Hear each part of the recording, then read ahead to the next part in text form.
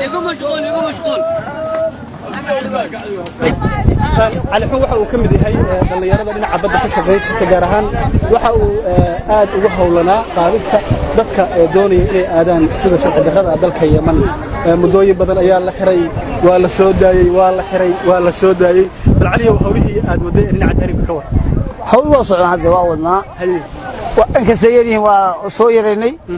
insha Allah waxaan jecel lahay inaan daba goyno waka وسيا dadkii miya yaraaday ma wadna anaga ma ka gureyna maxaa dadkan hadda ka hor dhowr jeer baa lagu qabtay bal xarig baa lagu diriyay marna bahasha iska maadan deelmiya Saudaniya dalka qulmaya arkaan dal nool ma arko dadkaas hadaan laga celin waxa weeye nafteena halis ku jida macaan ula jeeda gabdhaheeni baa wax noqday eber bal gabdhaha saa u jiro eega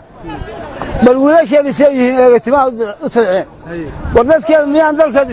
islaam joogin miyaan wax gaar joogin waxa ma la arki waaye haddaan qaadin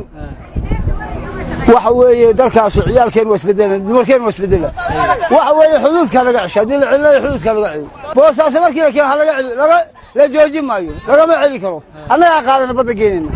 ama nabadgelyo ku tiyaa badda ku dhintay waa gureyna ma ifaantay haddaan xuduudka laga celino boosaas soo galaan anagu joojimayna wayna muwaadin baan dalka u dhashay waxa xun baan ka celinay inta wax kale kuma qaadan mushaar kuma qaadan hay'adina xarig been la doojo maxay wax waxa shoodan yaano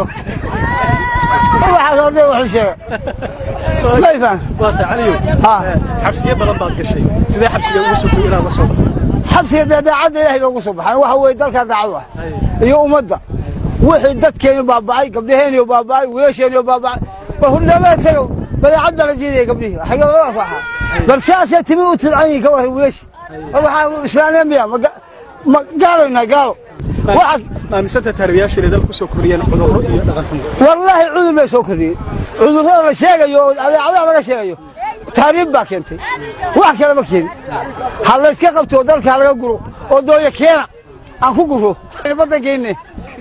meel kale ka dhow ma hayno inta sanadood baa ka shaqeynaysa taariikhda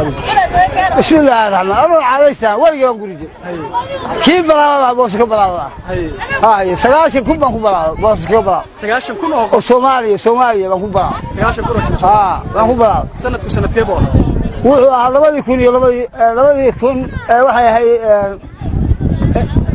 92 baad bilowday baan balaa